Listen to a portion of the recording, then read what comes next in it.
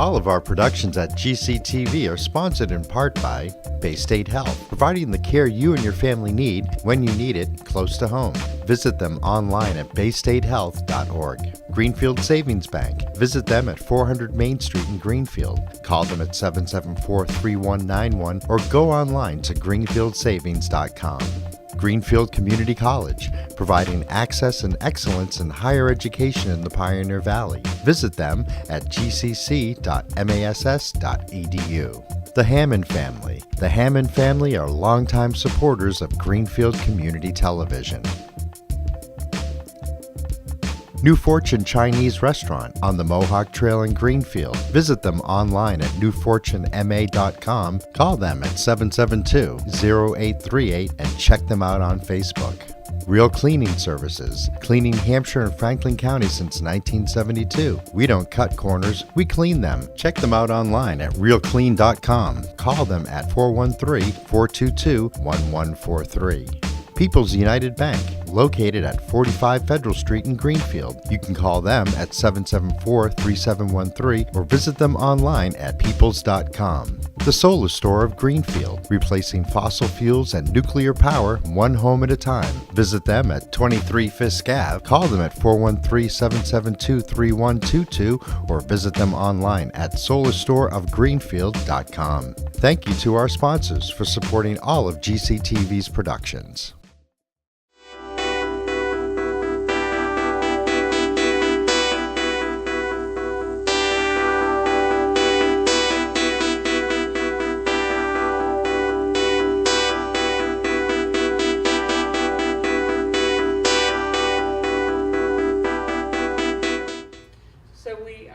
Being taped.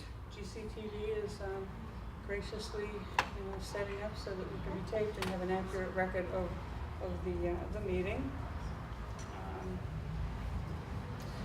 And we're in roll call, so we do have our five now. We have Commissioner Metaxas, Ahern, Commissioner Gregg. Yes, I was going to say Greg. Lyons and myself, Lorene Flockersy. I'm the chair of the commission at this point. So, the person who has the minutes from the last meeting has called and said he is not available to come tonight, so hopefully we can get those minutes between now and the next meeting. Is there anybody here to deal with the homelessness issue?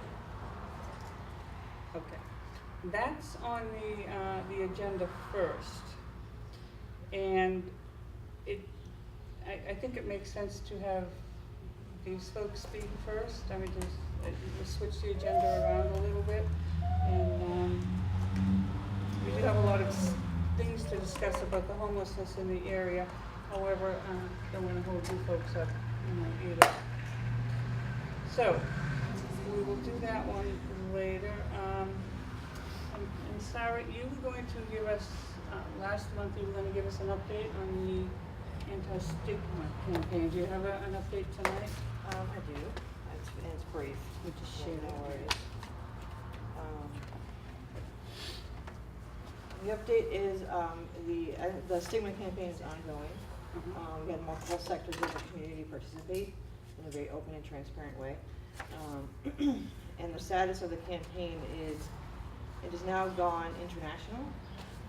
I have a friend from Florida, Angela Varez, who's a Latino advocate, who wanted to help his people be more active in recovery advocacy. So he translated the pledge in Spanish, which is very cool. And it's now in Mexico, Guatemala, Dominican Republic, and Colombia. Signatures from all those countries. And I received an email from Michael Botticelli, who, as I informed you guys last time, is the director of the Grayson Center for Addiction and our former White House Director of National Drug Control Policy. So I'll just read it for the record. It says, "Sarah, this is really great. Thank you so much for how you have taken the pledge and institutionalized it across Franklin County. Love the Spanish version. Keep up the great work." So moving forward with this campaign, I would like to work with my town councilor in my district to either come up with a resolution to adopt a pledge or add individuals in recovery to the discrimination policy of the town. Because individuals in recovery have ADA protection. We have a disability. So that is step 2. Step 3, which is a long-term goal, is to present to the United Nations. And that's it for my update. And how would you present it? There's certain guidelines about who can present to the United Nations. I would have to formulate a resolution and present it to this committee, this commission, because human rights commissioners are allowed to present to the United Nations. So I'm still doing research on how that's possible. And I will update the commission when I have more information. Anyone have any questions? Any way we can help so far? Keep us posted. Yeah, I'll keep you posted, and if you, anyone who would like copies of the pledge to share among your own networks, please let me know. I'd be happy to either share them with you, or anybody can go to the Greenfield Center website under the anti-stigma button and create your own.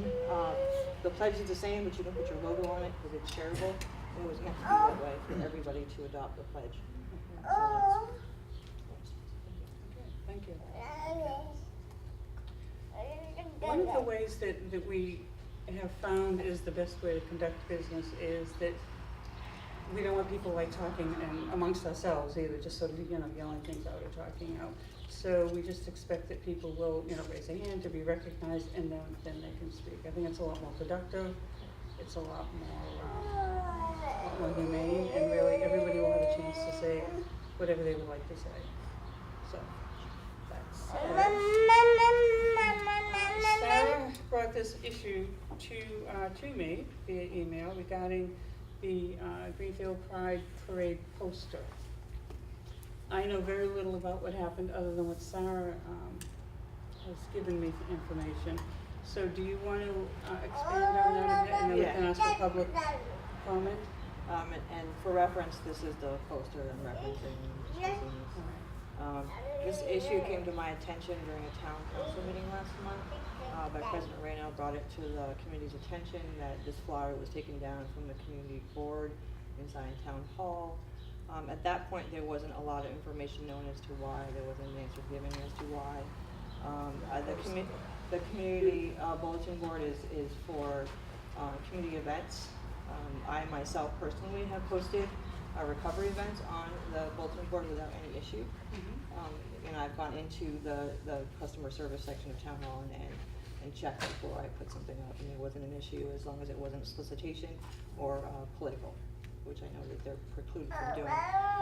None of this, which this is neither political or soliciting, it's just an announcement of a community event. And it was President Reno that actually brought this forward as a human rights, civil rights issue for restriction of the First Amendment right of free speech.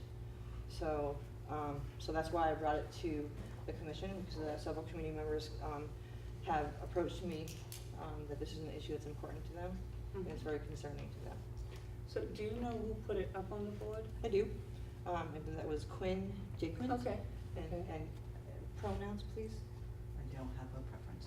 Okay, so she put on there, and I'd like to read an email I received from Quinn that I have permission to read. She just said, she told me what her title was payroll personnel administrative clerk. In mid-April, I posted signs for Franklin County Pride Soup and Games Night, as well as our Save the Date flyer for the actual Pride event without incident. It wasn't until I posted about early to mid-May, I was pulled aside by Lindsay Rowe, communications specialist for the mayor. She said according to policy, the signs are not allowed because it is considered solicitation. She told me that human resources question is this. She also then compared allowing the Franklin County Pride signs up to allowing the KKK to post as well. I was told to take them down. I said nothing about the incident and probably went downstairs to the treasurer's office and removed my sign. I spoke of this to nobody, but the treasurer collector informed me, my supervisor, who was on a leave during the incident. My supervisor, Elizabeth Brachia, told the treasurer collector, Kelly Varner, to put in a request for a copy of the policy. Kelly's request was never answered. It wasn't until my supervisor came back from leave that in front of 3 people, she requested over the telephone a copy of the policy from Lindsay. In that conversation, Lindsay hung up on my supervisor, Elizabeth. Elizabeth wrote Lindsay requesting it one more time and was rewarded by having the mayor's executive assistant email a copy. The policy was dated June 1st, 2018, 2 weeks after I was told to take the poster down. And that's it for that. And there was something else I wanted to say. I reached out to Mark Smith, the Director of Administration, and asked him about the policy. I was told that the policy was in legal review at the moment, it was not available. So it sounds as though the policy is a policy in the works. It isn't, Yes. it is not being utilized now or legal now. Right, it wasn't valid at the Wasn't time, valid. that's why it was asked to take that. Do you mind if she emails that to me so I can have that email? Okay, so at some point if you Yes, could, absolutely. you could email it to Can me. can we all have that? I mean, every member of the commission, because I was just reading it Sure. over Sarah's shoulder. I mean, but is that all right? That is fine with me. Okay. I think it's important that we have an understanding of the way events went down regarding this, the chronology of events. Can I ask a quick question? Who exactly, if anyone, who took this down? That was myself. I was told to take it. You were told to take it? Yes. Okay. Mo has a question here. When, did you see a copy of this new policy dated, you did see that? Yes, I have. How did that I have happen? a copy. I looked at it with my supervisor. The date on that, June 1st, and it was signed by the mayor. and the date you viewed it? It was at least 2 weeks, maybe 1 to 2 weeks after that. So mid-June? I would say so, yes. Thank you. So could we have a copy of that as well? The proposed policy or the one that's in the works, because I'm not familiar with it. I'm not, do you know the name of it, or is It's it a called number? solicitation policy. Solicitation policy? Yeah. Yes, sir. I'm just wondering if you could let that be passed around. Sure. Because I want to understand how it could be considered solicitation. Right. When have you or anyone in your concern gone to other towns for best practice on something like this? I have not, no, and I do not know of any client. So- Okay, thanks. So it's accurate to say that the policy was written after you first posted the poster? That is correct. And it seems, Quinn, pardon me, it seems you're open to questions. I hope you don't mind. Not at all. It's just that, so Sarah said, and I think this, the first time this was publicly acknowledged somehow, or publicly made aware, is Council President Reno mentioned it, right? Yes, I was present Right. during that meeting. So, did you go to the council president of this, or somebody that you know, or? Somebody did on my behalf. All right, I was asked to not speak publicly by Right. my union. because your employment status probably, I would assume, or something. So she mentioned this, Karen mentioned this at a, Town council meeting, yes, and that's right before she made a resolution to ask the town to fly the pride flag on the town common. That's how it was brought to my attention. did she refer this to us, or did she say that it was a human rights issue that we should look at? She's on record as saying it's a human rights issue. Which it seems to be. So, did, anybody else have any more public input on it, or questions? Yes, sir. That's not solicitation, I mean, clearly that's an announcement Mhm. of a schedule of events. Mhm. You know, I'm working with the school committee and other folks in town, we're trying to build a civics program for the town, for the schools. And it seems like these are the great fodder for the discussion for civics. You know, there's all kinds of stuff that happens all the time, so, you know, I'd like to just offer that a bunch of us are trying to work on that, and that's another avenue for discussion to this, but that's not solicitation. Yes, sir. Just to follow on this, were any of these events, none of them had tickets or admission, right? Actually, sorry, some of them did have ticketed admission, because there were a few events that are listed on that flyer that were for Hawks and Reed. So they did have a couple of, events that were ticketed, but otherwise, no. And, somebody else. I was just gonna say, with that the tickets were also part of the donation. So basically, they were saying that we're gonna charge a fee to come in, but it's by donation. Yes, So I happen to be Quinn's supervisor, okay. so I'd just like to clarify a couple things.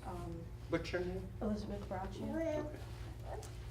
Okay. I was out when it all started, as Quinn mentioned.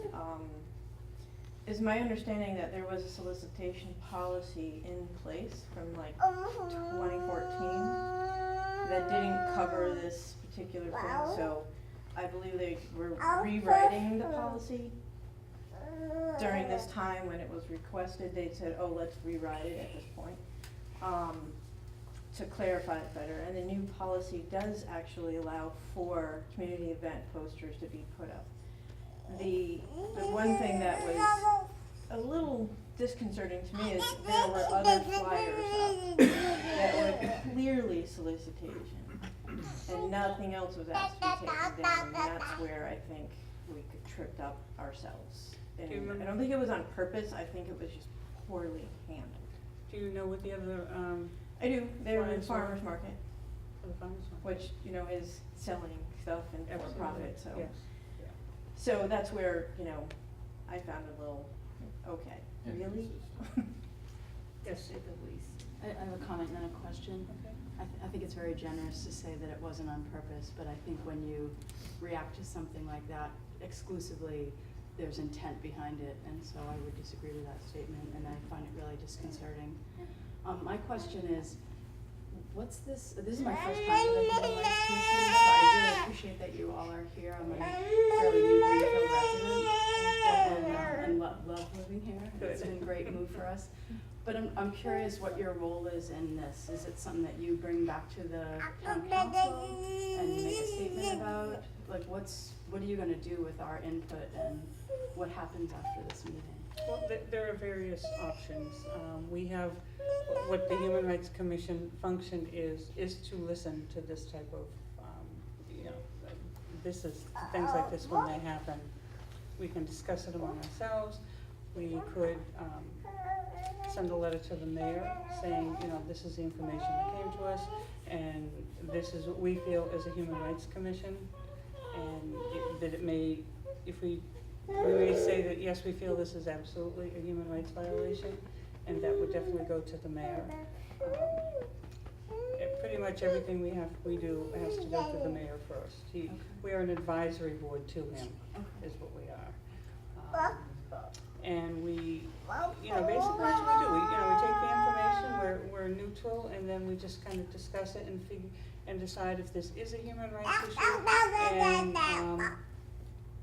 and you know, send it on to the mayor. And we may very well have a follow-up meeting at another time to get, if there's more information that we need to receive on this, which there may very well be.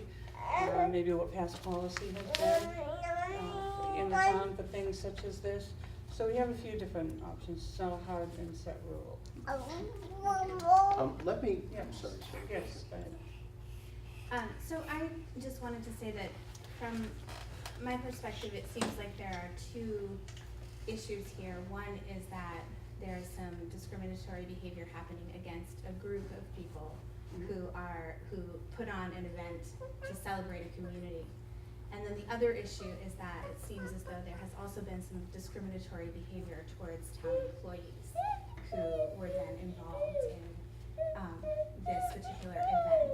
And so I think that I just want to say, from the perspective of many of us who are on Franklin County Pride, I just want to share a small statement that was brought forward today just to bring to you, which is Franklin County Pride stands in support of the rights of the LGBTQ town employees to feel safe and supported in their workplace, free from all forms of discrimination, and we condemn acts of hate, homophobia, and bigotry that have been perpetrated against members of our community. So that's from Franklin County Pride. And then I just want to say that in reference to the events themselves, this is an organization, a group of people who are working really hard to not only provide one event a year, but also to embrace people within this community who are members of our family. And it was a beautiful, unbelievable day. For those of you who were able to participate, it was really amazing. And so I just want to like recognize that this community is really open and engaging around this this issue. And you know, one of the things that really affected me in hearing this story was the response around, you know, comparing us to the KKK. And I just have to say that that is not uncommon. And I just want to go on record to say that, you know, we are not a political group. We are a community of people who are trying to celebrate diversity and love and embrace equality and equity for a community of people who have been persecuted. And I just want that out there. Thank you, Carol. Sarah, did you have something? I just wanted to add to the question about, you know, what kind of things can the commission do with issues like this. And we can also, you know, I did a lot of diving into our bylaws and something to the commission to understand what we do. And one of the things we can do is we can refer to the Massachusetts Organization for Discrimination. Yeah. If it involves an entity that is at that level of executive branch of a government, where there's, you know, an alleged action by a town official in their capacity. Absolutely. I also want to address that. What can the Human Rights Commission do? In the last several months, I found it extraordinarily bizarre that there's a school of thought among some members of the commission that we are purely an advisory commission. It's not true, in my opinion. I am Chapter 136 of the City Code, 136-5. I think it's very important for me just to read a paragraph. C, regarding the powers of this commission, and we've done this for years, right, is to initiate investigations into circumstances for which a formal complaint is received, or where cases of alleged discrimination are brought to the commission by other town boards, commissions, or officials. D, to work with municipal government departments, school department commissions, and boards to increase compliance with appropriate local, state, and federal laws, and to raise the level of awareness and sensitivity to human rights issues in municipal business with the public through workforce-wide required training programs. 136-C, to initiate investigations into the existence of unlawful discrimination in the town which may deny or tend to deny equal access or opportunity in matters of housing, employment, education, or public accommodation on the basis of age, ancestry, color, disability, national origin, race, religious creed, sex, or sexual orientation, and in connection therewith to hold administrative hearings. D, and perhaps most importantly, to attempt by negotiation to resolve all complaints that come before it and recommend all appropriate governmental agencies, federal, state, or local, such action as will resolve that complaint. That's the black letter law of our enabling ordinance. That's what this city council approved and what the attorney general approved of this Commonwealth. I have no idea where this advisory business comes from. We do have the power to advise and make recommendations, which we do all the time. But I think it's also important for us to realize that what we do and have done primarily, especially over issues of racism in the last 2 years and 3 years, have been to conduct full-scale investigative hearings, often painful, but necessary. So that's where I am with that. I'm gonna sit on the bylaw, the ordinance of this commission, but I think that, to me, as an individual commissioner, I need to hear more about this, right? I've heard what I've no basis to question what I've heard, but I want the city to respond to this. I would like to hear the mayor respond to this. I would like to hear anyone who's involved with the creation of this policy to respond to this, and I'd like you folks to come back as well, meaning the Pride organization. It was a great event. It was a wonderful event. I'm sorry you had to go through this. That's all. So, can you walk me through, like, when the post, oh, I'm sorry, go ahead. That's okay, I just want to ask a question. So in regard to the, I think you said 136-D, what are the next actions that the commission takes in the event that they are going to do an investigation? Or is it more public hearings? Right, I will tell you, based on what I've heard as an individual commissioner, I think there are more than reasonable grounds to proceed with a public investigation. Now, okay, as far as I'm concerned, this is a complaint. That was my next question, Right. is can a local committee file a complaint? Cause I thought that had, described from another board or from another commission, if you will, but. No, I think anyone can, and I think it's also something that we have become aware of, that we Okay, can great. proceed on our own. I think there's more than adequate grounds to do that now. I defer to what my colleagues have to say on this, but I think we should. Sarah, did you have something? I just wanted to give an opportunity to, we actually have a representative from the mayor's office who has a child in tow, if she would like an opportunity to speak. If she'd like I to mean, speak, sure. If she would like to. It's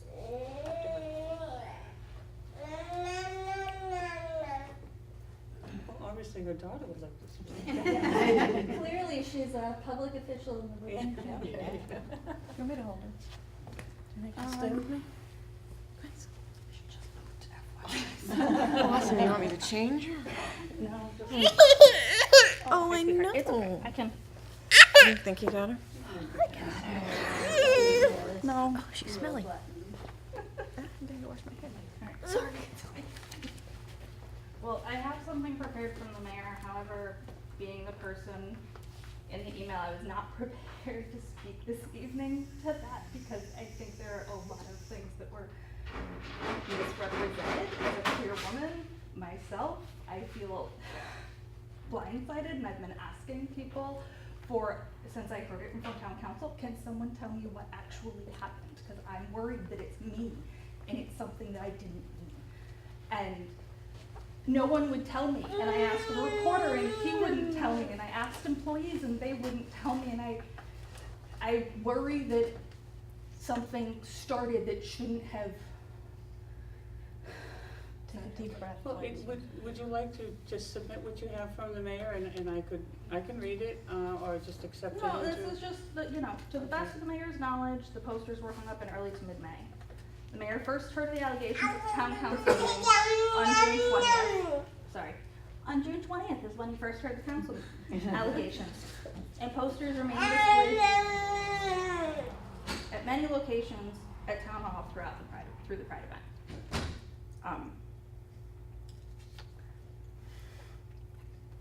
That was what he said, that was all he said? That was, Is it possible for us to get a copy of it? hold on. That'd be great. Just submit that to us. And thank you for coming too. I know you're, got a lot going on. So, yes, Sarah. in reference to that, and I just wanted to apologize to Lindsay, because I made an assumption that when I communicated with the mayor's office, with the question, who do I direct this question to have someone speak about this issue? He referenced Lindsay, and he said, I'll check with her and see if she can attend. Okay. I did not follow up with Lindsay, and I spoke with her this morning, spoke on the phone, this morning. So I take ownership of not understanding that, and we had spoken and said for future reference, would it be easier for you in the future if this happens for me to email you directly? So that's a learning curve for me, so I want to apologize to Lindsay because there in no way did I want to blindside her and make her feel uncomfortable. I just wanted to disclose that because that's just a learning curve for me. Yes. I will say that when we did not get a response to the request for the policy, I had returned to work and instructed when to put the posters back up. And we were not instructed to take them down, and there were departments that requested posters because they were upset about it. They're like, give it to me, I'll put it up in my office, and which I thought was really pretty cool on our other Sure. departments. So yes, it is true, we put them back up. At the detriment of, I said, I'll take the hit if it comes back at us, but if you can't give us a policy, you can't tell us to take something down. So who I guess to kind of walk right through the steps of it, who put them up? Or was it just the one poster? The original, or, Yeah, was it just the one poster that was, I just wanna get the steps in my mind straight. Originally, I was the person that put it in. Okay. And was it just the one poster, or was it in a few different places? There's one on the accounting door. There was one in the treasurer's office. And have you had to ask for permission before for putting things up? negative. Okay. So when they were up, how did it come to your attention that it needed to be taken down, or somebody's attention? I was pulled aside by Lindsay and asked to take it. All right. So it came from the mayor's office then? If she works in the mayor's office, that, yes, it may have been an instruction, okay. When you said everything, and you referred to 2 postings, was there any other type of literature that was? Originally, we had put up, where I had put up, a save the date poster saying, hey, Pride's on the 23rd. I also put up a free soup and games night just to get the word out there. Neither one of those were spoken, nobody had any problem with. It wasn't until I posted that bright, colorful, very gay looking sign that there was issues taken. Greg? Quick question, and Lindsay, you don't have to answer this question, but I'm gonna ask, were you directed by the mayor to ask for them to remove the I posters? was not directed by the mayor, and I specifically said, I'm not telling you to take anything down. Because it was a heads up conversation. I don't know how much I want, No, that's fine, that's fine. So I will say this, we obviously, at this point, we have a conflict. From what I hear, we have a conflict in who said what and who directed what to take the poster down. That, to me, along with what we've already heard, is more than sufficient grounds to initiate an investigation into who may have, what clearly to me is an unsolicitation poster of a community event down. Well, Quinn, I apologize. You seem to be my resourceful person at this time, and direct me where I need to go. Who used the word KKK? Lindsay did, okay. May I ask you, was that just a feeling or kind of was that said to you, Lindsay? I was having a conversation. Quinn and I have been having conversations about Pride event for several months. Because I was excited about it. Pride is my favorite event of the year. I was so excited about Pride. And we've been having conversations. And I think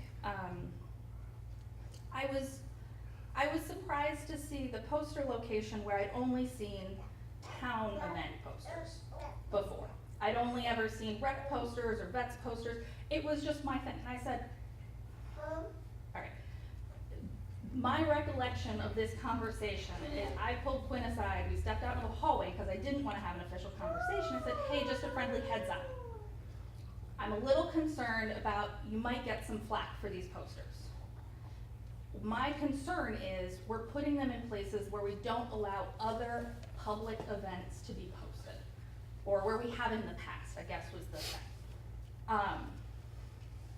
And then I tried to say, one of the things about being in a town hall is when you put a poster up for one event, now you have to put a poster there for every private event, right? Because we have free speech, so I can't dictate time, place, or manner.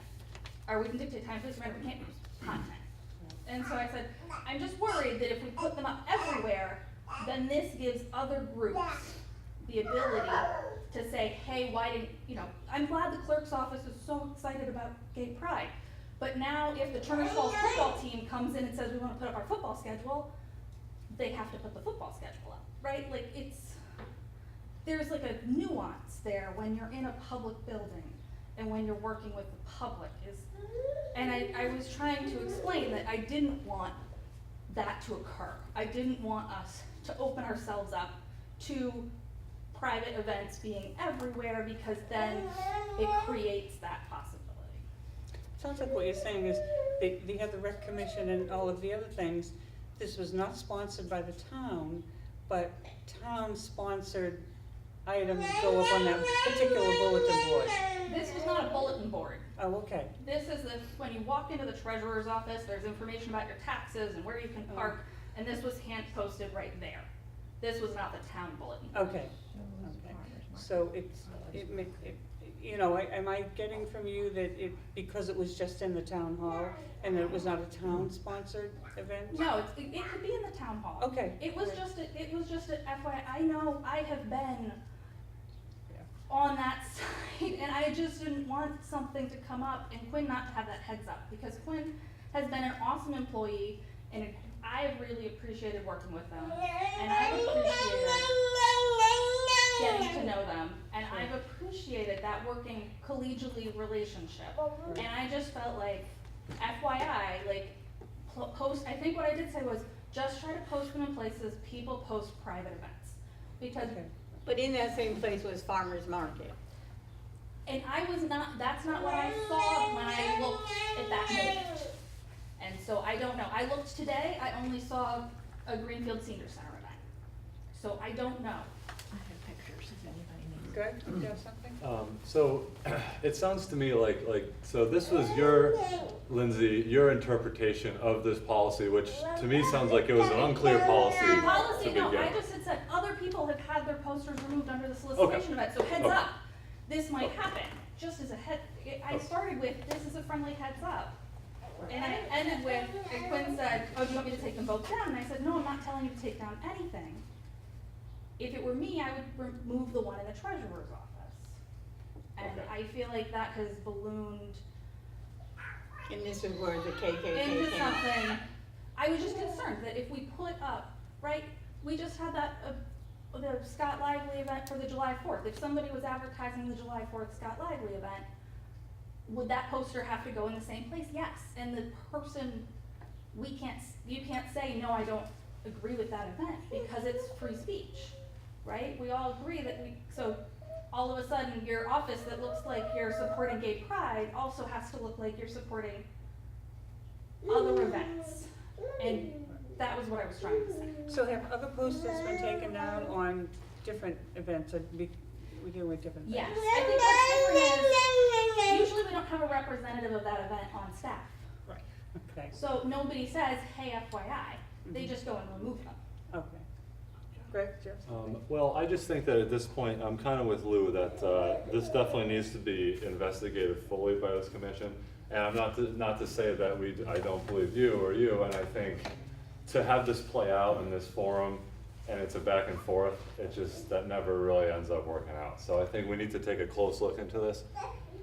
And the other thing I will say, you know, I've frankly had quite enough of the leadership style coming from the mayor's office, where he would send his employee here with her young child to answer for what is clearly an executive issue. Well, I don't know that he's I'm sent just, her. it's just crazy. Yeah, I mean, at some point, there's gotta be some accountability in there. I can't take it. Sarah said she was coming. I have to agree with Greg, because if you're an employee, a town employee that works inside of the mayor's office, you're not going to a meeting without approval from your boss. It's crazy. We have That's multiple town common employees business here practice, and there's on several- different sides of an issue. Right, and the reason- That is totally inappropriate, so. And I think what's happened too is that there's been different things happening and not everybody has the full picture, including us tonight. We don't have the full picture. And I think we have enough of the picture though as others have said, to explore it further for sure. And definitely do a follow-up and have another meeting on it. But it seems as though things were, different people had different roles in all of this. And it's good that we're having a dialogue about it and that we have this conversation going, and that we will definitely look into it. And we can put it on the agenda for next month and, you know, explore further, speak with the mayor himself. I would prefer a motion, if you don't mind. Can I make a motion? To recognize you then, is that what you mean? Yes. Were Okay. you speaking? I was speaking, yes. Okay, I'll wait. So I think that, again, I think we have a good conversation going, and it's an important issue. It's a very important issue, because it is a human rights issue. And people need to feel as though they're being treated equally and not singled out. And that everybody has, everybody has their place here, and that's where we need to be. And it's, so anyway, that's where we're at, and if Commissioner Metaxas had something to say, then, I do. I don't think this should be an informal matter. I think it should be formal. I agree with Greg and I agree with Sarah. Formal in the context of initiating an investigation. Something that we can invite the mayor's office to, the mayor actually to, and the Human Resources Department, the city clerk. I'm trying to think of who else may have been involved in the formulation or attempted formulation policy. But that's, I want to initiate, so the motion would read, pursuant to the provisions of City Code 136-6, subsection C, that the Human Rights Commission initiate investigation into a potential existence of unlawful discrimination in the town, which may deny or tend to deny equal access or opportunity in matters of housing, employment, education, or public accommodation on the basis of age, ancestry, color, disability, national origin, race, religious creed, sex, or sexual orientation. In this regard, and particularly in regard to Franklin County Pride's poster of Saturday, June 23rd, 2018, that was meant to make the public aware of the Pride event on said day, said poster being posted in the town. Second. any further discussion? Just a major, I think you should also incorporate the fact that the solicitation of the poster, that's gonna weigh heavy, so it doesn't look like we didn't do our homework. I'll accept that as a friendly amendment. Thank you. Any other discussion? well, I just want to say thank you very much for bringing this forward to us, and thank you, Lindsay, for coming in here, and I think this is how things get solved, but it's definitely an issue, there's no question. That it would get to this point, that to me is the primary issue, because this could have been, there was a right way to handle this, and we're very far away from that right now, so. So do we have, all in favor of the motion as you stated? In favor of? All those in favor, aye. Aye. Nobody's opposed, or all, it's unanimous? Yeah, and just, Does the chair not vote? I did vote. Oh, I didn't see your hand. Oh, I said it. I didn't raise my hand, but I did say yes, Oh, sorry. okay. Yes, it's unanimous, we're all. Go ahead, Bill. yeah, and just from this commissioner, I'm really sorry for what happened to all of you that are involved here. And hopefully we'll be able to make some more sense out of this. Your position in our community is well received. We love what you're doing. We absolutely love, we got a banner so that we could be part of, and we, those type of things. So please don't let this, it's not like 3 steps forward and 2 back. You're going forward and you're doing a great job, and that's how we see things. I think I'm speaking for other people also. We love what you're doing. And you get out there and you hear people talking about, they're traveling to come here to your parade. Or our parade, what are we talking about? People are coming and they're making arrangements to, and that's what we're looking for too, people to come. And we love Greenfield, Massachusetts too, so we're glad you're here. Thank you. Yes, Sarah. I also want to thank the individuals that came and spoke out this evening. I know it's really difficult to step outside of your comfort zone. I really appreciate all of you who have spoken. I echo what Mo said, that this event was an event about unity and community and love and sharing and respect everybody's differences. People are different. All humans are different. And I'm speaking to you as an ally. And have family members who identify as being gay. So this issue is really important to me because this event, like I said, it celebrates positivity and unity and community engagement and bringing people together.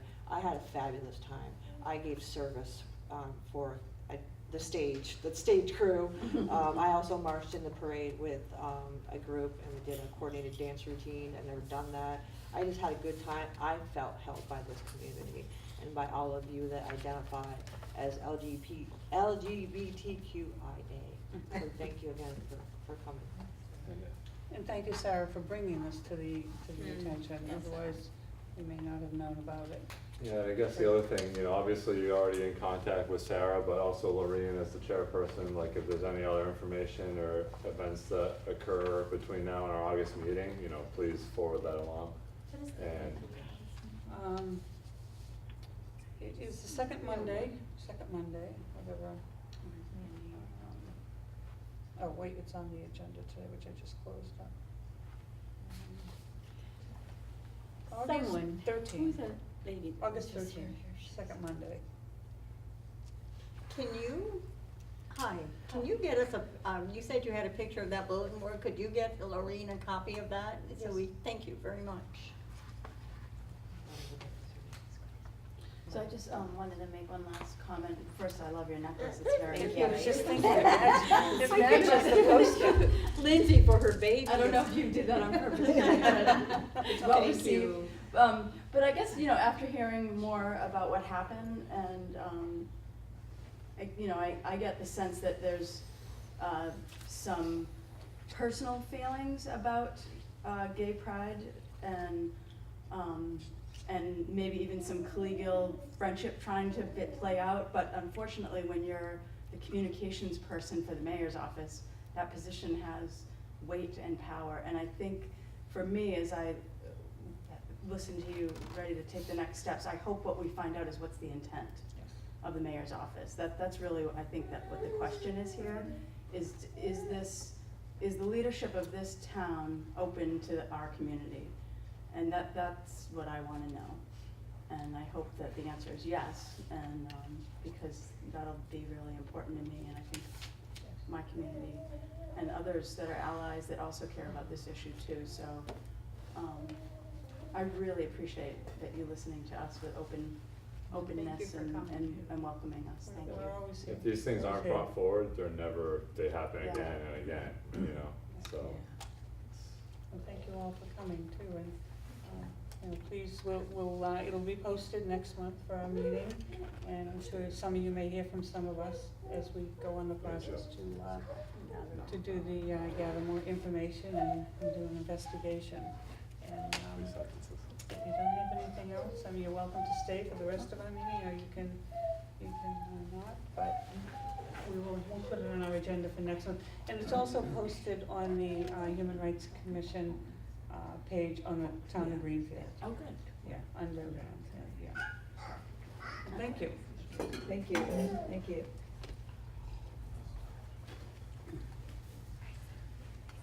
Yeah, that's one for the record books there. Make a copy of that, put it in the history books. Well, That's just fun. very. Really.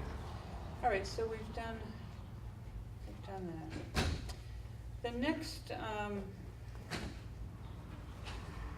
item is a resignation of Commissioner Mo's statement. This has been going on for a while, since first time that Tim said he hadn't received the letter. I had been in touch with the mayor's office, and they said that Mo had received her a letter, but they hadn't heard a thing from Tim. So this is kind of an ongoing dialogue I've been having with the mayor's office. And Tim, I know, has been in touch with them also. So I can't even remember all my emails on this. What I'm told what happened was that his reappointment, somehow the letter didn't get out. Like, I'm being told that it was sort of slipped through the cracks, it didn't get out. When they were notified that happened, they began to work on it. And I did send him an email. I haven't heard back from him, and that was just a couple days ago, about my latest contact with it. So what I was told was that they kind of slipped through the cracks, and they were going through the process late, but they were going through the process of the reappointment. And in order to do that, the mayor and his executive assistant has to meet. They go over all of the appointments, discuss them. They get moved on to the town council. And I think the ball got dropped a bit for sure. So my last conversations with the mayor's office, which was, what day did I go up there? This week I went up. No, last week I went up. His renomination was going forward to go to the town council, which would mean that would come before the town council this month. He would not be able to be on the commission or vote until next month. So I, 2 days after, actually it was July 2nd, I received the resignation letter from Tim. I believe he sent it to everybody. So I went to the mayor's office again and said, you know, can we, because his commission expired on, or his appointment expired on the 30th, on July 2nd, there was really nothing for him to resign from. They've already put his paperwork forward to go to the town council for the meeting for this month. So I suggested that they just continue that and have it go before the town council, and Tim can either accept or decline the appointment. And I felt that the resignation letter, because it came after his commission, his appointment expired, really was kind of moot. So it's been an ongoing, very much ongoing dialogue, and I wanted to say, I had received a couple of emails from Lou regarding this, and I didn't have a lot of answers other than it was progressing because I had this ongoing dialogue with the mayor's office. The last one that I received, and I did not respond, Lou, it was last Saturday night. I was out of town, I was out of state actually, and I knew that I felt progress was still being made. I have no idea if he's reappointed, if he will even accept. I don't know. The last thing I got from him was that letter. And you were in touch with Tim during this? Yes, process? yes, we've been emailing back and forth all the time. It was my understanding when I was at the mayor's office last week that the mayor was going to be contacting Tim that day, which was Friday. By telephone or email or? Said he was gonna call him. So I sent, last night I sent an email to Karen at the mayor's office. Well, it goes to the mayor's office, it goes through her first. And I said, could you please update me Monday as to the status of whether the mayor was able to get in touch with him. Lindsay contacted me, said that Karen was out, but she would see what she could find out, and I did not hear anything further, so maybe there was nothing further to know. That would be how I take it. So I feel that I did my due diligence, and that's where it stands. You know, I don't know that we have much more of an answer than what we had before, other than it's still up in the air. So it seems like it was a mistake, he didn't get his Concom money, he didn't Right. get his human rights money. Right. You know, and I'm wondering if, I don't know, I I don't think, know how that happened. There's a Tim lot- said, oh, go ahead. I'm sorry, go ahead. I Well, there's a interrupted lot you. of appointees, and there's a lot of, and they all come up about the same time. Tim said to us last month, sitting here, and I think you heard this, I think you were right around here. Tim said that Tammy, his wife, who is T. Mosier also, resigned from her position with the Board of Health. And he thought that perhaps there was confusion in that, you know, a quick look at something. It makes sense, but it's still so horribly unfortunate. And, you know, it's just not a manly thing. It does wound thy soul, you know, it is a Oh, difficult definitely. time, you know, and Tim has been, I love Tim's input with us. Mhm. He comes on, he doesn't come with a prearranged, agenda, he comes and listens and acts on what he hears, and I appreciate that part of him. I hope things work where he Oh, returns. definitely. I would hope that the It's mayor really would unfortunate. apologize and he would come I back. hope so too, That's all, yeah. I mean, it's a mistake, I can accept that, you know, Sure, and, so. and I think you're right, they may have seen T. Mosher That's and what- then said, oh, he's resigning. He and- mentioned that himself, and that's what made me Yeah. think maybe, you know, but still, that's not, yeah. I haven't seen a copy of Tim's letter. Does anyone have a copy of it? It was in an email, I thought he sent it to everybody, but I can I send it don't to you. think I got a copy of it. Okay, I'll, So what does he say in the letter? Paraphrase, if you will. that he's really enjoyed working with us, and He's- that, you know, he was resigning. It was kind of long. So he was resigning, he said he was disappointed that he didn't, you know, that it happened the way it did. Rubbed him the wrong way, I think he said, and so therefore he was gonna resign, but that he was gonna resign anyway from the Concom, cause he's too busy. Mhm. But he wanted to stay on the Human Rights Commission. Right. All right, So he here was it is. disappointed, you know. Let's see. All right, greetings to all, greeting all. Here is to hoping you are weathering the heat. I'm sending you this with a heavy heart, as I will no longer be seeking to be appointed to the Greenfield Human Rights Commission. I am fairly disgusted at the responses that the mayor's office has provided to Lorraine's very polite inquiries, and believe that the mayor has little or no interest in reappointing me to either commission to which I was a member. It's not hard to read the writing on the wall when no inquiry was made to me, former chair of the Concom and former vice chair of the HRC, as my intentions or interests are remaining. Since both my terms have now expired, my intention is to leave them that way. I have sincerely enjoyed my time on the HRC and consider each of you a friend. I firmly believe in all the work you are doing, and even though we may not always agree, we always remain civil and attentive to each other's views. That is above all what I believe the HRC should be doing. All that you do for the city of Greenfield is important work, and I hope that you will all continue in your efforts. Do not lose heart, and please do not grow weary in doing good. Good luck and Godspeed to all of you. Again. Thank you. You're welcome. So I wonder if Tim in fact is nominated, which I hear he is again, and affirmed. Given the contents of that letter, I wonder if he really would want to come back, which is entirely his decision, I agree. What I do, you know, it's so hard to talk about these things without coming across as something of a scold, but somebody has to say this. It is just a modicum of professionalism and communication. I have never seen anything like it. That said, I've only been in a few other communities this size, Washington, D.C., other communities, but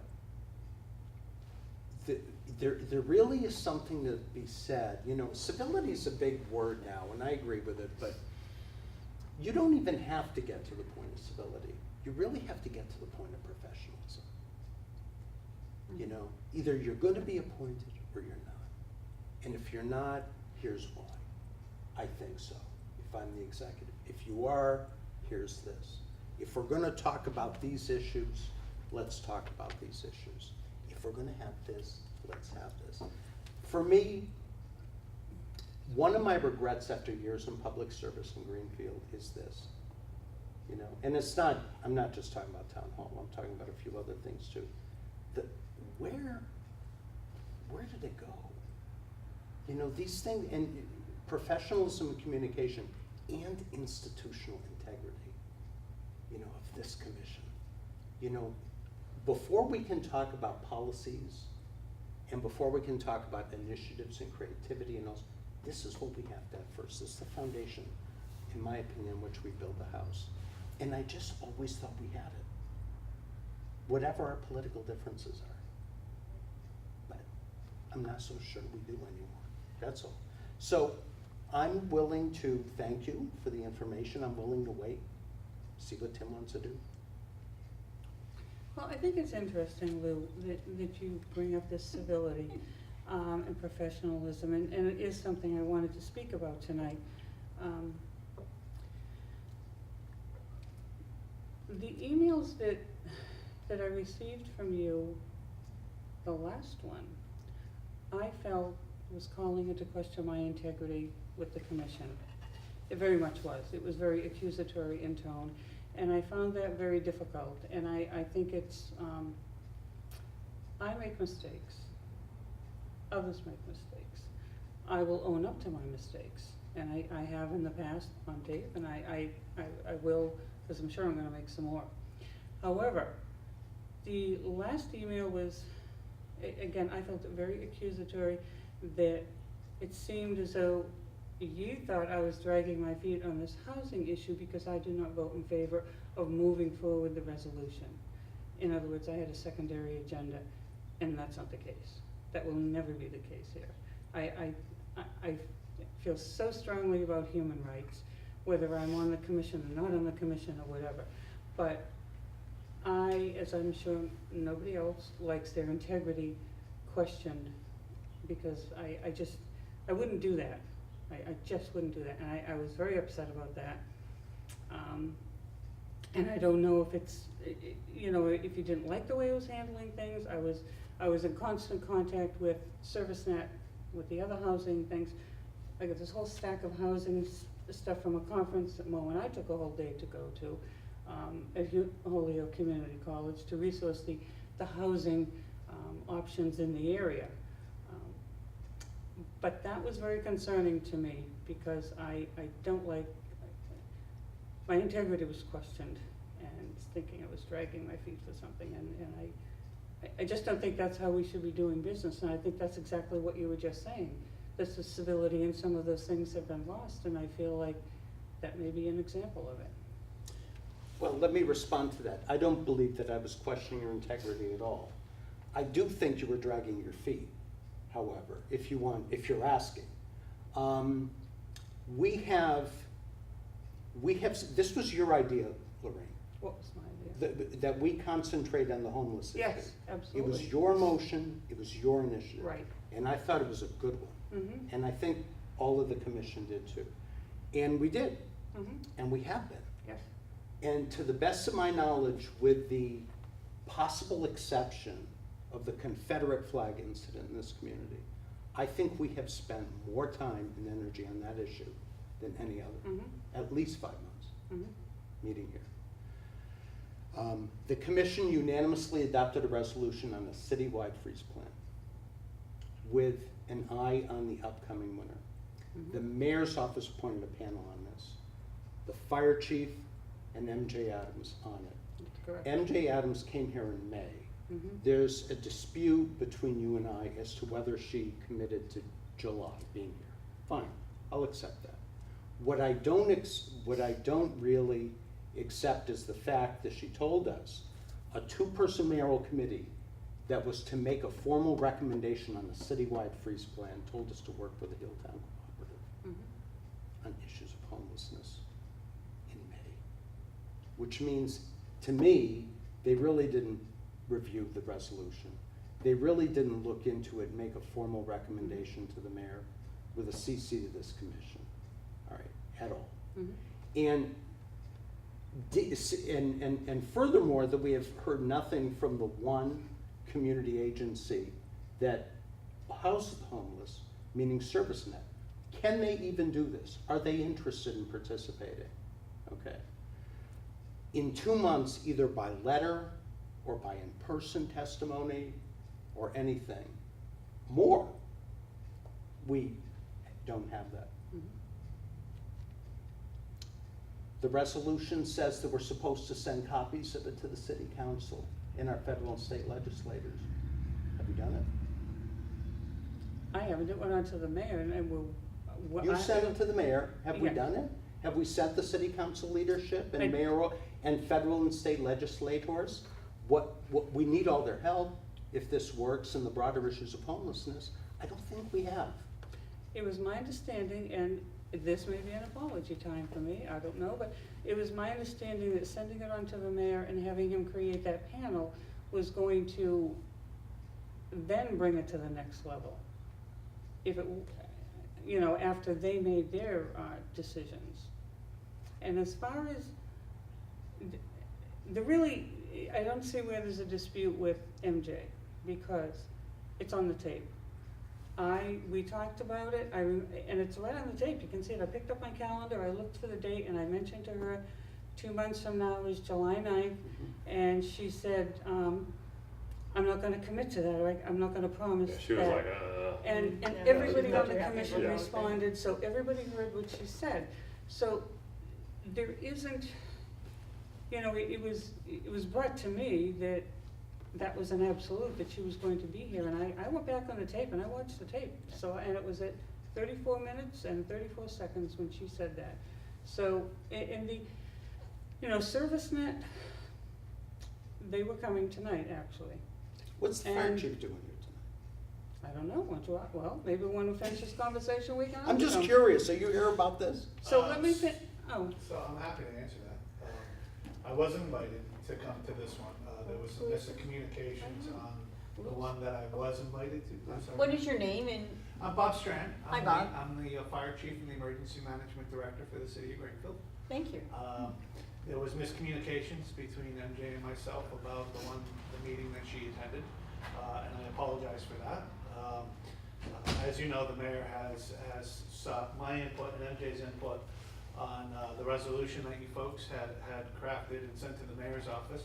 I saw that it was on the agenda, and so I came to answer any questions from the emergency management shelter piece of it. thank you. There we go, Thank you for so being here. better to wait and get the information done. Thank you. There you go. So do you mind that we move on to this piece, or do you want to keep talking about this? Well, I would like to finish my thought. I was Okay. in the middle of I'm some, sorry. you know. So, ServiceNet was the other one that you thought I was bringing tonight, which, as I said to you, I don't have control over what agencies come and what don't come. I know staffing is an issue with them, I've spoken with them. Elizabeth was planning to come tonight. She sent me an email at about 4:30, which I'll eventually email to all of you if you would like. She could not make it tonight because she had, her husband's car broke down and she was not able to get here. And she felt terrible, and she is from ServiceNet. I told her I would be, you know, I would touch base with her again, and she's expecting to be here next month. However, I don't have control over whether they're coming in or not. But that's what the story is with ServiceNet and with MJ. Sarah? I just had a question about, would it be allowable for you to have a conversation with ServiceNet with the information we are seeking and have them at least give us the information if we're gonna wait a whole another month to address this? So that we will have this, if they're not able to attend? No? I would rather hear from them so we could address the questions that come in our mind from our different experiences. It seems like it's an issue that they're showing up, that's why I brought it up, and there'd be an easier avenue to get the same information. And I'll you know, just and then repeat have what I them just come. said. Yeah, and have them come. And Bob may have info for us tonight so that we can work off of that too. Are you ready? Sure. Sure. You know, Sure. Okay, he was ready an hour ago. Then ready. Yeah. So I'm happy to answer any questions from an emergency sheltering standpoint that you may have, and open any questions that you might have that you want to ask me in regards to the resolution in my standpoint as the emergency management director for the city. So I have one, broad-based one. You read the resolution. I have. Very, I wouldn't want to say non-specific, but there were specific parts to it. But certainly not specific from an emergency perspective and a professional perspective. What do you think? What's your opinion? Is it doable, I guess, is what I'm looking for. So that's a big question. Right. as not only the emergency management director, but the fire chief, the homeless issue within the town is something that we are aware of and that we are concerned about. There was some, I read the article in the paper when this first came up, and there was some, I think, assertions made where it kind of felt like the emergency services weren't paying attention to our homeless in the town. And the reality is that when we get to cold stretches, I know the police department is out checking folks and helping folks that want help.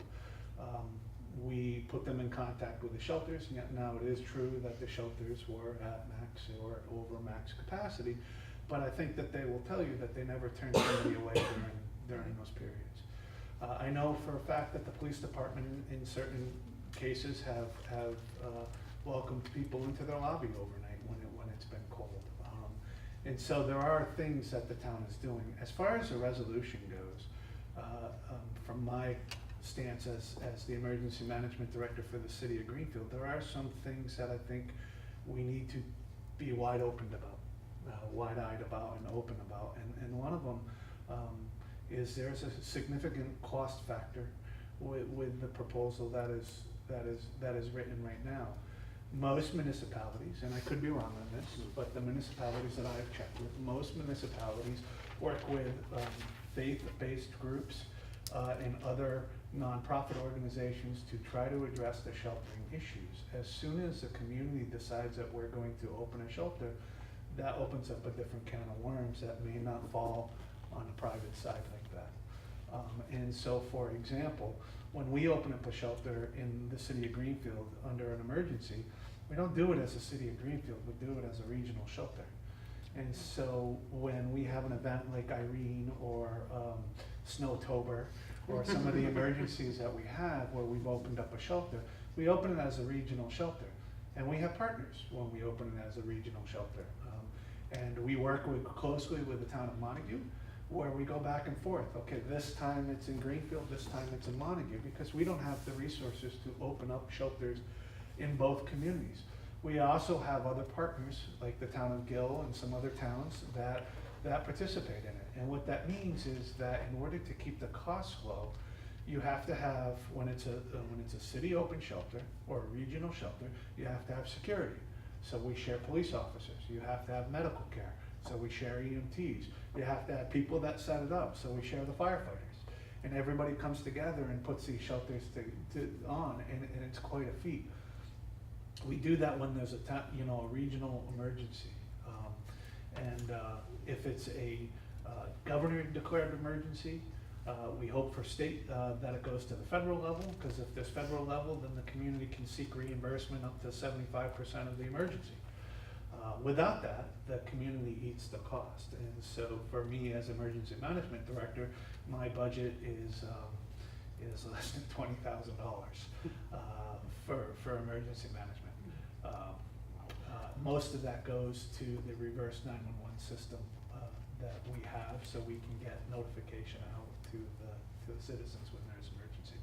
So there's a little complication with making a resolution that says a city-owned Greenfield building, or city-owned building in Greenfield, will be open during these cold snaps, and city employees will be manning this and providing transportation. I think there's some liability issues that need to be looked at. I think there's some, again, we provide medical staff, we provide other things when we open up a shelter that you wouldn't just open up a building where people can go to sleep. And so I think that there's an approach that we need to explore as a community, working with our churches and working with nonprofits. But I would be really cautious of dictating that the city of Greenfield is the one that's going to open the shelters. And that's just my opinion. That is not the mayor's opinion. He hasn't given any direction on that. I'm just, from the information that I've gone and looked at other communities and asked what they do, that seems to be the approach. I would applaud this commission for taking this issue on, because we do have a homeless issue in this town, and we as public safety try to be aware of where our homeless folks are, but sometimes we don't know where everybody is. And so more advocacy and work done I think it's important. Thank you. Sarah? I have a question for Chief. Sure. Nice to see you. Nice to see you too. So, if you can, explain the differences between, say, my only firsthand knowledge of something like this would be when Lower Greenfield Gardens flooded and the trailer park. My family was affected by that. So that was considered, you know, an emergency because it was a flooding event. That's correct. And those folks then were sent to Greenfield High School and the Red Cross got involved. So how is that a different scenario? Because it's still a public safety issue. Sure. So again, I mean, the scope of the shelter is a little bit different in an emergency situation like that, where it's a declared emergency. Red Cross, and you're welcome to have the Red Cross here, but the Red Cross is going to tell you that when a widespread emergency happens, they're down to about 4 shelters within the region that they can support. That's including in the city of Greenfield.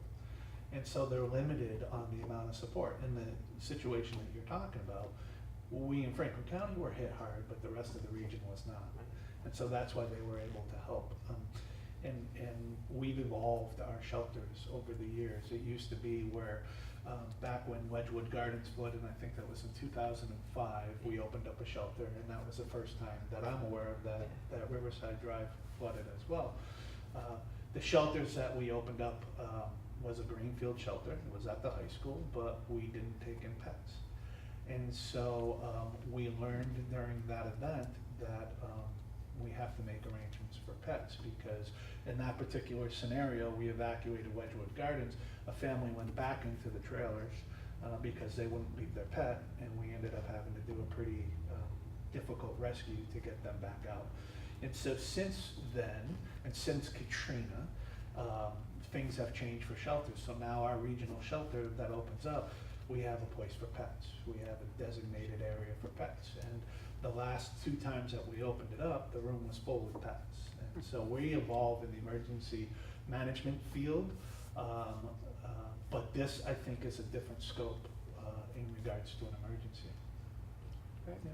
Well, first off, thanks for coming. I'm sorry we delayed you to before you spoke, but I think our big thing when we did this motion, at least for me, was not so much, you know, you have a large scale disaster, obviously, Right. you know, there's some support there, and it's kind of a different ball game than when it's 0 degrees and it's more of a localized event where service net is full.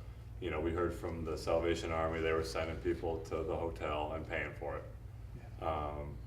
You know, I think that was more my concern, you know, is on a day-to-day basis in the middle of the winter and service net is full. Is there a plan moving forward to kind of address that, you know, locally? Sure. We have, and as far as the city goes, if you're looking for overnight sheltering where people sleep, we don't have plans in regards to warming facilities for that. We do have warming places where people can go and warm up and during the day, but an overnight accommodation, we just don't have the means to do that. I certainly think it's worthwhile to explore that idea, but understand that that's it. As soon as you tag it with the city, the requirements change for a shelter versus, say, the Salvation Army. So I think one of the approaches that we should be looking at is what can, as a community, do to help the Salvation Army take on that mission, because they used to house people there and they were capable of housing people there. And so what has changed that they are not? Is it their funding source? Is there other avenues that can be looked at besides just the city of Greenfield? Right. So maybe, you know, providing support Right. to this nonprofit enterprise. Right. And I think some initial steps have already started. I understand that you and MJ went to a conference I'm sorry, you and Yes. went to a conference. Very impressed. MJ has told me on several occasions that there is limited participation from this region up here in Franklin County, which I found pretty interesting. And so I think there are other avenues that we could be looking at as a community. I don't want to say that I'm against the resolution, because I do have concerns over people being out in the cold. I just need everybody to understand that things are different as a municipality when it comes to regulations that go along with shelters. When you started out and you were talking about, you know, there's so much that the police and the fire departments do. And I've said that before, that I know there's so much that goes on behind the scenes that we don't know about, but it happens. Yeah. And I don't know if you received this letter from Mary McClintock about the meeting Wednesday? All right, I have enough here to pass out to everyone, but it's about housing, so, there's a meeting Wednesday morning at the library regarding the people who have been tenting. And they were looking for people to come together. I do have enough for everybody here. For people to come together, to work on, you know, begin working on some sort of a solution. So you can have that copy if you'd like to take it with you. I believe I did receive a copy. You did? Or not? If not, that's fine. I mean, they're right next door. So did somebody have a comment? I was actually gonna make that suggestion, is that you connect with Mary McClintock, Oh, because okay. she Great. runs the Franklin County Resource Network, through Community Action, but there are, lots and lots of other organizations that are also involved in that. You are absolutely correct, I mean, as you know, that municipalities versus, nonprofits and the rules around what they can and can't do are so different, so that Yeah, resource network yeah. is really helpful in lots of ways. Thank you. Yes, Mo? Thank you, for coming, and, I kept thinking, who is he? But anyway, thank you for coming, thank you for this valuable information. What is paramount in my mind right now, as I process this, is your budget. That is insane. That is just so, is there anything we can do to, Yeah, so, so the budget that we have. $20,000 you said?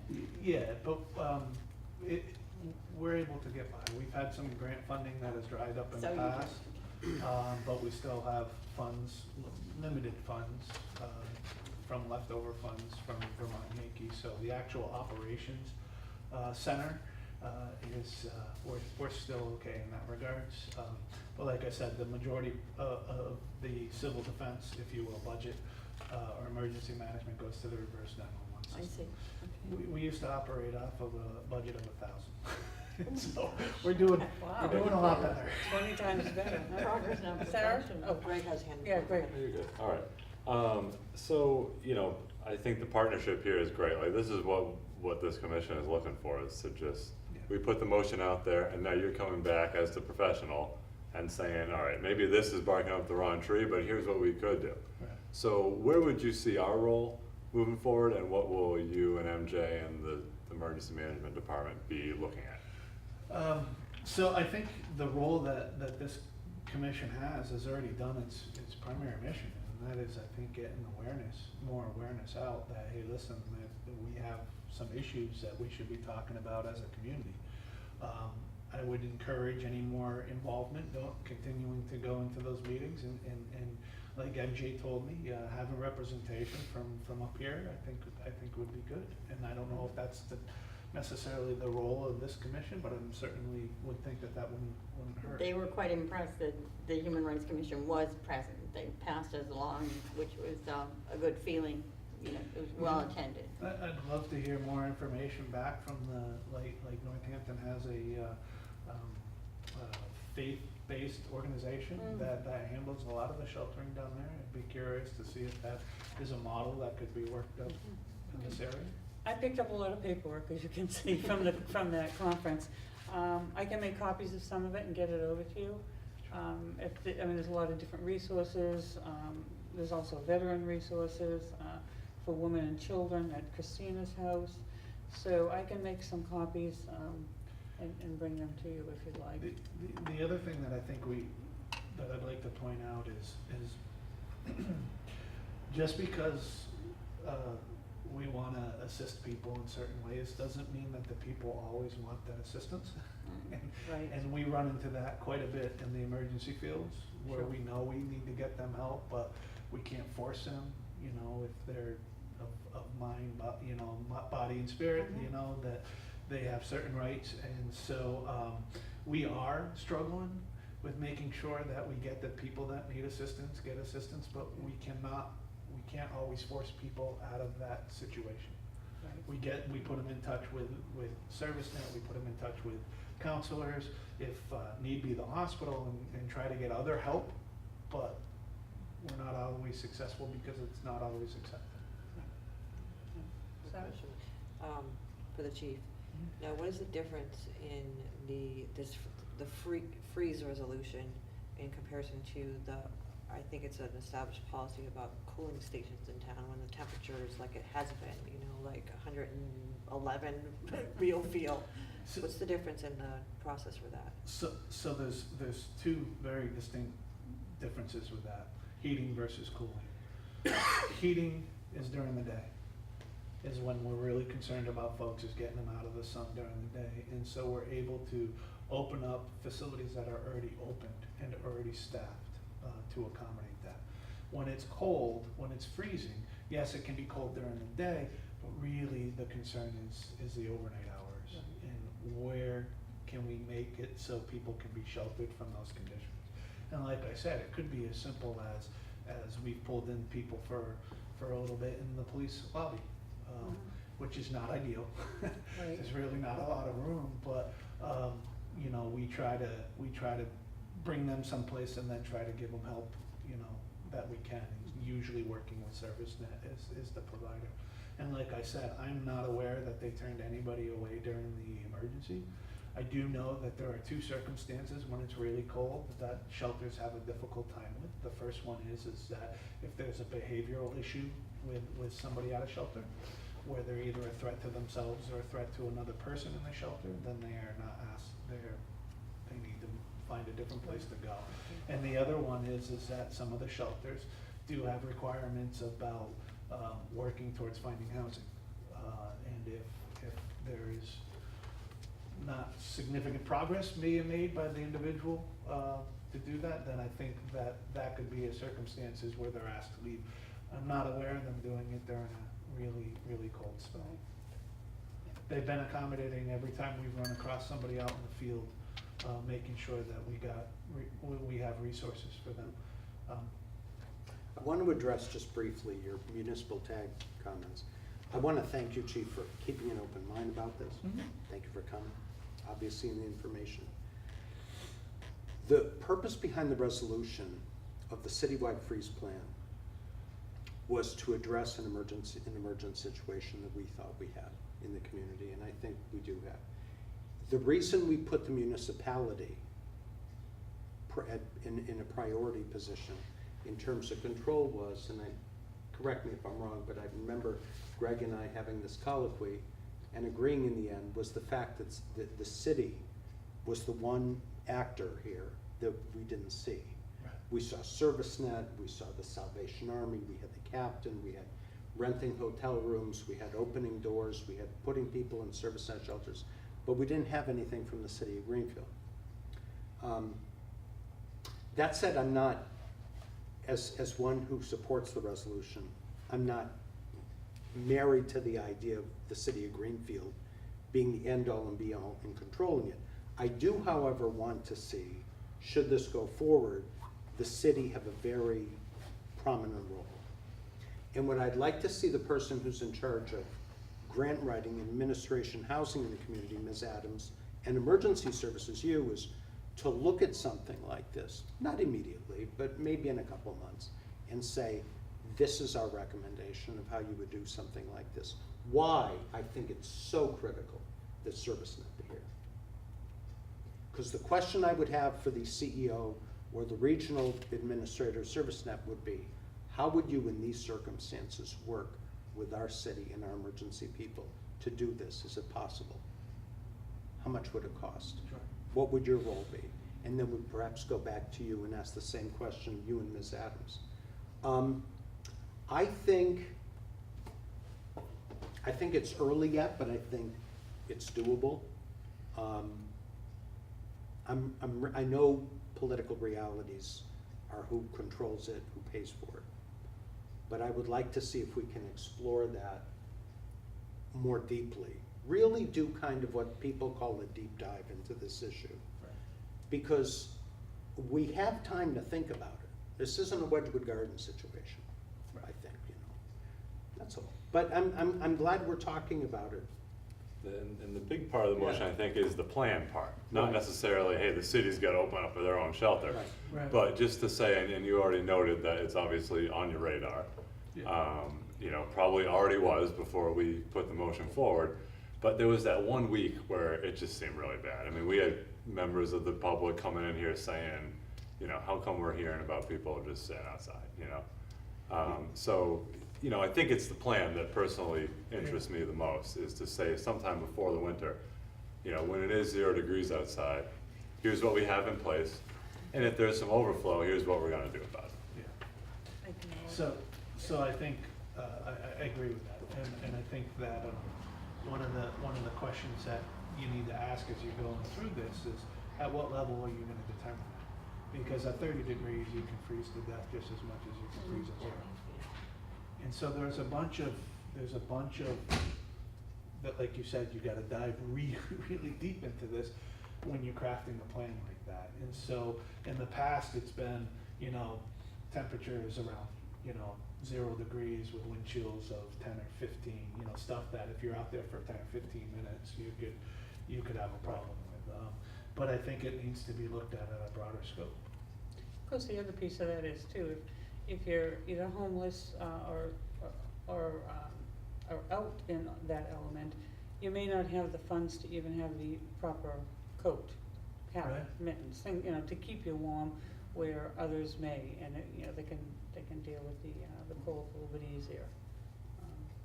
Yeah, I think what you said there was spot on, you know, I mean, that makes a lot of sense. It could be 35 out and it's still, if you're out there all day and all night, you're in trouble. You get wet. And, exactly. So, you know, and we always come back to the fact that this is a temporary fix. You know, obviously we wanna have the plan in place for when it happens, but also there's all these other issues that we can't fix, you know, the single occupancy housing and why are people out there in the first place, you know? But I mean, I definitely feel confident, like you being here is a huge thing, and it seems like it's you know, in progress, and you know, and I feel confident that we're in a better spot than we were last winter already, just by way of it Right. being noted, you know? This is a little card with, and we did get this from the conference. A lot of it is Amherst, Northampton, but I have enough for everybody. So it's shelters and free meals, and they're different shelters, not necessarily here, but well, Craig's Place, which I'd never heard of. Oh well, actually, Wall Street Shelter is on here. So anyway, that's just a little bit of handy This is great. information. Yeah. Maybe this is just for Greenfield. That's it, yeah, Greenfield's on here, but it also That's a talks lot. about, yeah, but there's things I had not heard of, you know, safety zone for teens, veterans, of course. So, thank you though for coming and for staying, and certainly, MJ will be here next month, and, can get more information. I expect ServiceNet also to be here, they would have been here tonight, but life happens. You know, cars break down, what are you gonna do? Right. I will try to make it to the next one as well. Oh, great, thank you. All right, that's great. It's nice to meet everybody. Nice to meet you. Yeah, good to meet you, and, Thank you very much. thank you for We your certainly know you're busy, so correspondence with Lorene and email and keeping us posted that way is great too, Yeah, you know, I think we so, might have to. Okay. yeah, Um, thanks a Any more- lot. Any more questions? I think that's We it. know where to find you. You better escape before, Lou's gonna come up with something if you I'll let think him. of something, you If better you let him go. think too long about it. Have a good All night. right, You thank too. you. Be well. Take care. I think you're all dealing with the homelessness stuff. Did you all have a chance to glance at the letter? I know it's a lot to kind I'm of glad read. you guys went to that too, I mean, that's huge, just The what? that you went to that Oh, it was conference, great. you I got know, all the I mean, stuff, that's and I'm sure I can, gonna go to the town hall, see if they'll make copies with our budget. 10 cents each. I think this is an excellent idea. I'm a big proponent of speaking directly to the people affected. Uh-huh. And this really seems like it is inviting those who are currently homeless Right. to attend and to have their voices heard. And like the chief said, there are some people that choose to remain homeless because for various reasons. You know, Sure. doesn't wanna be part of a system, Right. doesn't wanna live off the grid, and there's many different. There's a lot of. Yeah, and I think this is a great, conversation starter.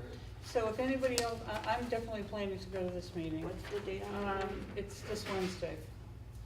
I would like to go. The 11th, yeah, it's just, what, 10 to 11:30 at the library. So, I passed it out, I distributed it just in case, you know, others would like to go to. I think it's another level where we can learn more about the homelessness. So, almost done. So, it's too bad he already left because, well, in August, feeding Pets of the Homeless Week is in August. A couple of other things I found, but I guess when Greg comes out, we can talk about the elections.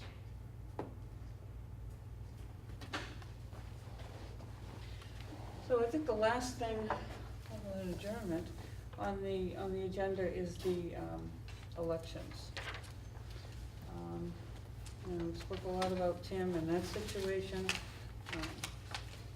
So I don't know, what do we wanna do? Do we want to hold the elections tonight? Do we want to make a motion and have them next time? Or what do we wanna do?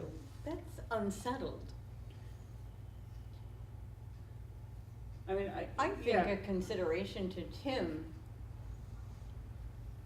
I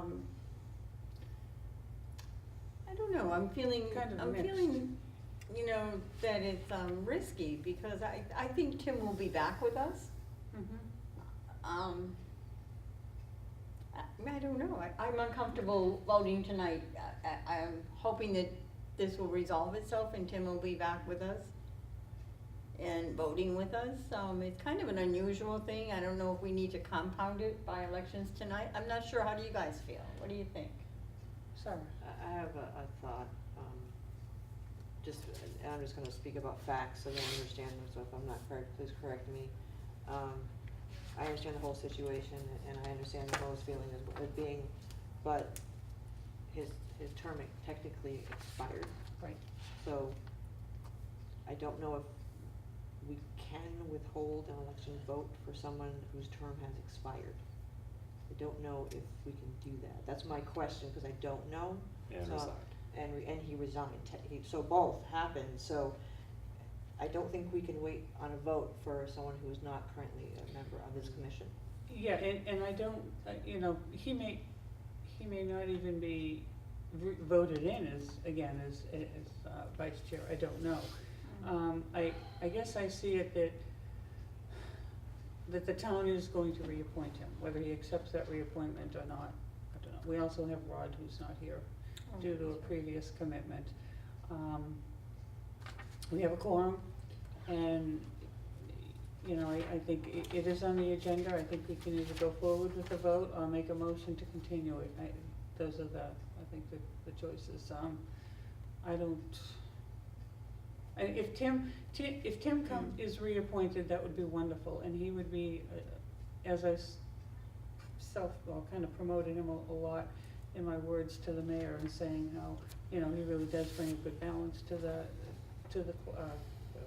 group, and I really don't wanna lose him, we don't wanna lose him. So, whether if he comes back to the commission and is not the vice chair, then he'll still be a valuable part of the commission. I can't imagine anything different, but those are some of my thoughts, and I guess I throw it out to everybody else to see what people wanna do. We've been doing pretty good about doing them in July, like we're supposed to. Okay, This let's year. go. Let's go. I mean, I totally agree with you, and the one problem I got is the way I read Tim's email was like, he's done no matter what happens. Well- Which could be not the case, but, Stop the camera. yeah. I think Tammy kind of stepped away from her responsibilities so they could do more traveling, I'm not sure. You know, Yes. that is what he had said at one time. He's ready to relax. I don't know, you know, I don't know. All right, so why don't we, shall we vote tonight?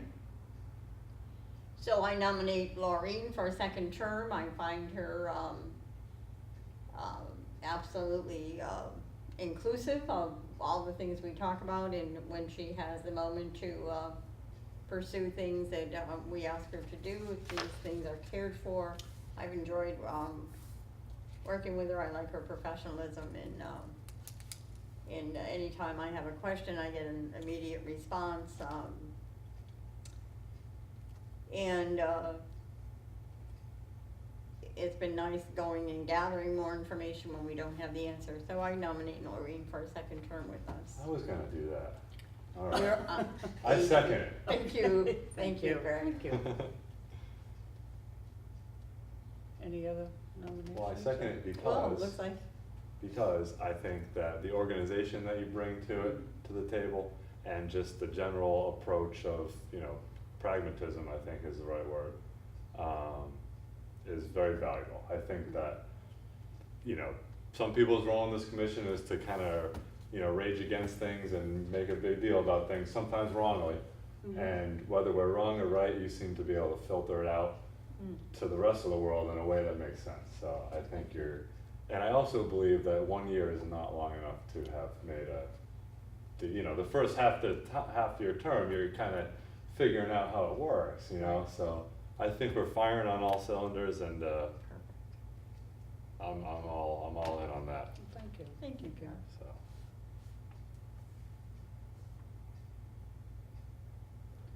Should we just vote now, or?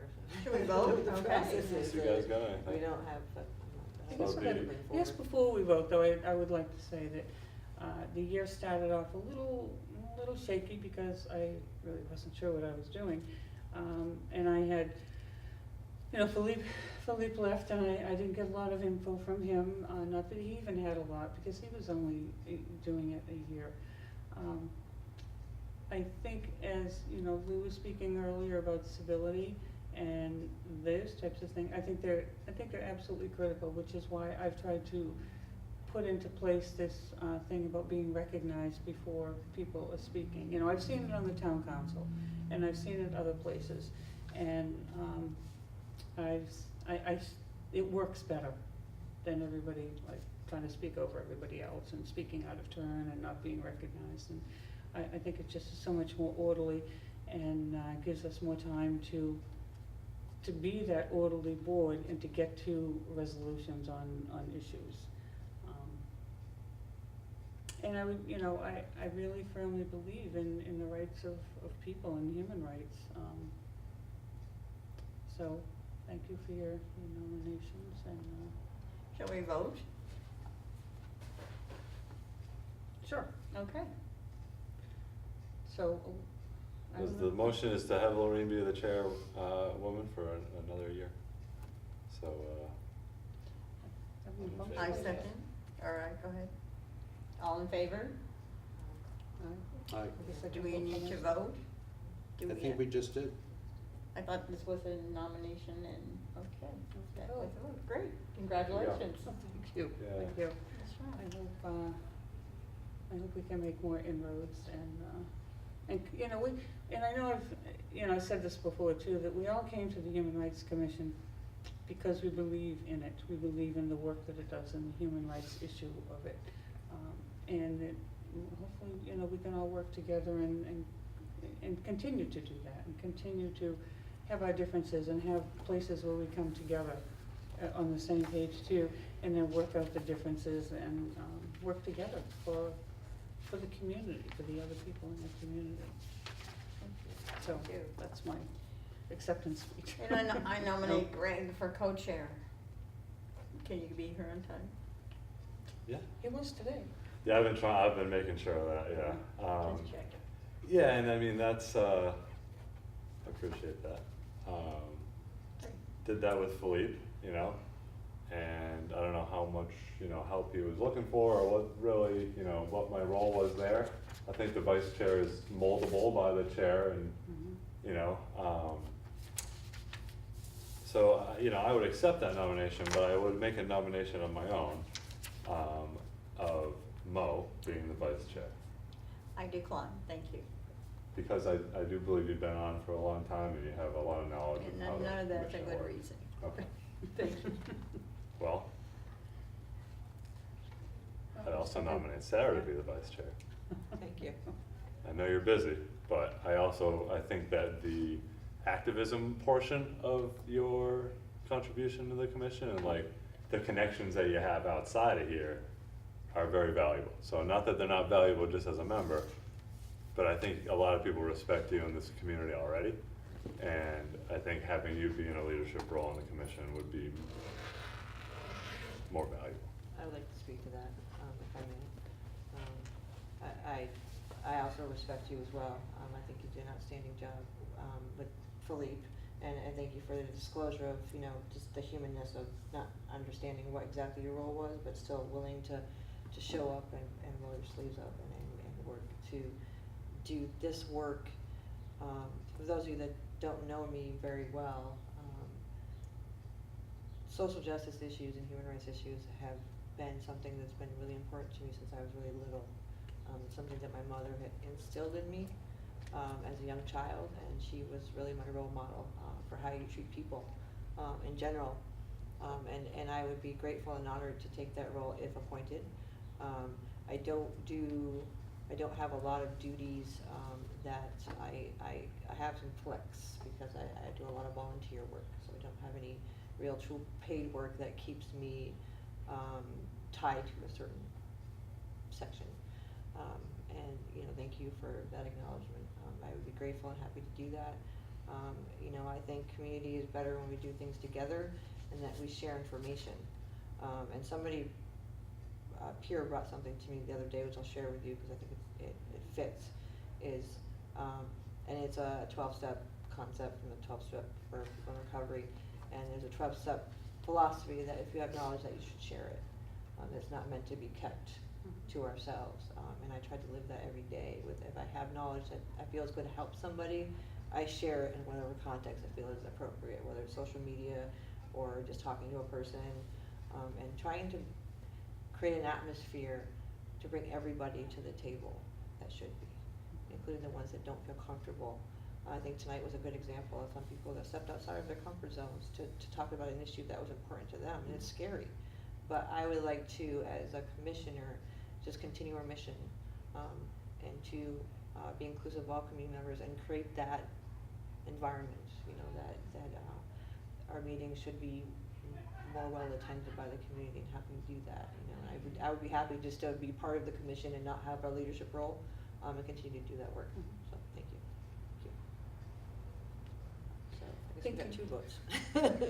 Well, based on that, I would withdraw my acceptance of the nomination, but thank you very much. You're welcome. I just feel like my being a member of the commission is the most effective place for me at this moment, but I'm not going anywhere.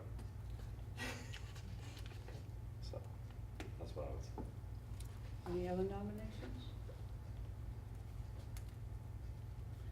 I guess we vote. Okay.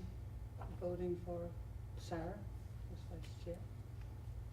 All in favor? Aye. Do I get to vote? Am I allowed to vote? I'm just asking for a Sure. procedure Oh, question. yeah. Okay. And Thank you. if you didn't, we wouldn't have a quorum. That's what I was asking. We need 'cause I you. didn't- We need you. Well, So, thank you, I always thought one. everybody. So, let me see, I don't think there's, I think that's a winning team right there, so, all right, so resignation, all right. all of us.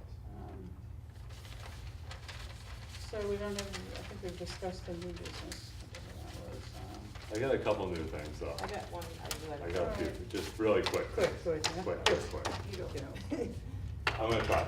Number one, we gotta fill our empty seats. I just would love to have some sort of update from the mayor. Is there anybody in line for Oh, the 2 yeah, vacant I've seats spoken, on it? I have spoken with them about that. Okay. I have, So he knows, yeah. all right. That was, the main thing. Secondarily, just next month, I think is really helpful at the beginning of the year to just have a meeting where we talk about what are we gonna do? You know, what are our individual priorities? We're obviously working on the homeless thing. We have a few, you know, the body cams, there's a lot going on. Yeah. But I think it's important to like just focus on that for a minute. Not that we have to accomplish anything new, but just plan ahead, Thank you, so. Lou. That's it. I think we should have coffee and humble pie, just to get it over with for the year, so when we I'll make make mistakes the pie. or whatever, we have to have some humble It pie. goes best when we're working together, you know? I It mean, does. I'm the I first one agree. to get my blood boiling, but, you know, it's agree. like, without all of us, we don't get anything done. If not here, then where? Yeah, Sarah? Agreed, and I have one new business item, and it's an invitation to everybody in this commission for the first ever statewide observance of International Overdose Awareness Day. I will disclose I'm on the planning committee. It is going to be held on the Boston Common at the Boston Parkman Bandstand with speakers from around the state. We have asked the Attorney General, Maura Healy, to be our keynote speaker and are in negotiations for her to be that in that role. And it's truly a statewide event. We're also in negotiation with BSAS, the Bureau of Substance and Addiction Services, to supply busing to our residents here and on the Cape, because that's really difficult. It's an evening event. It's from 6 to 9 p.m. We're going to be showing photographs of those lost to overdose. And there are several landmarks across Massachusetts that will be turning purple. Confirmed is the Zachem Bridge in Boston, the Prudential Building in Boston. There's a couple of bridges in Worcester that are going to participate. And it's bringing people together to raise awareness about this issue and to show actually the nation that we are a state of awareness and we are a state without stigma. So I'm just very proud, and I want to invite all of you. Hope that you will attend. What is the date? August 31st. Which is designated International Overdose Awareness Day, and it's from 6 to 9 p.m.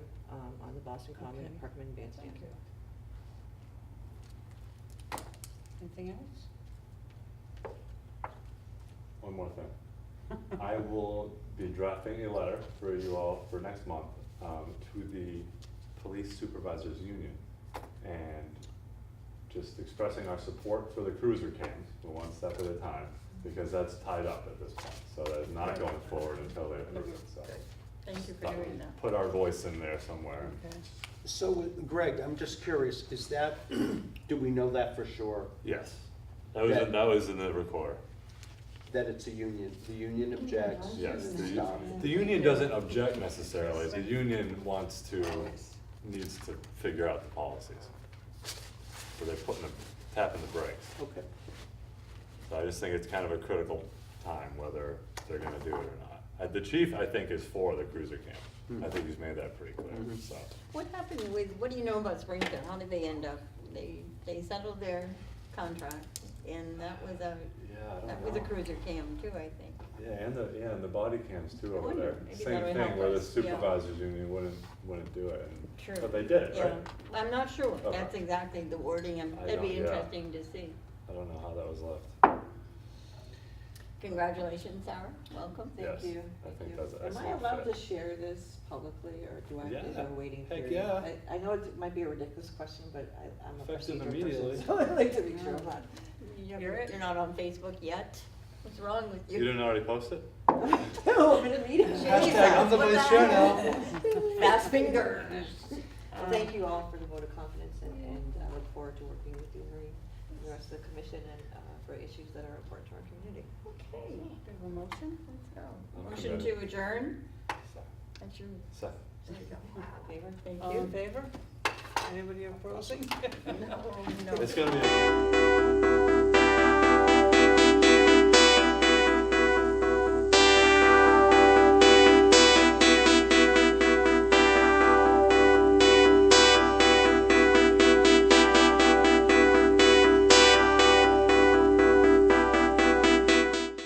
All of our productions at GCTV are sponsored in part by Bay State Health, providing the care you and your family need when you need it close to home.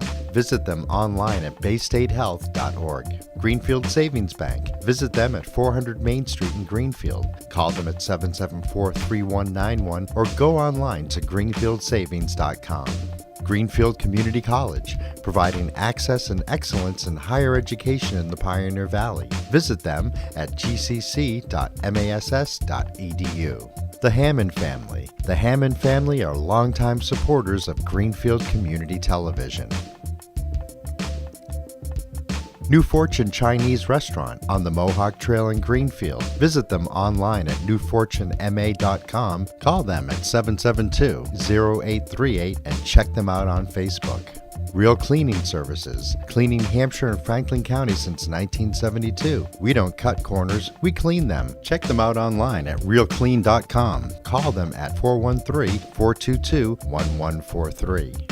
People's United Bank, located at 45 Federal Street in Greenfield. You can call them at 774-3713 or visit them online at peoples.com. The Solar Store of Greenfield, replacing fossil fuels and nuclear power one home at a time. Visit them at 23 Fisk Ave. Call them at 413-772-3122 or visit them online at solarstoreofgreenfield.com. Thank you to our sponsors for supporting all of GCTV's productions.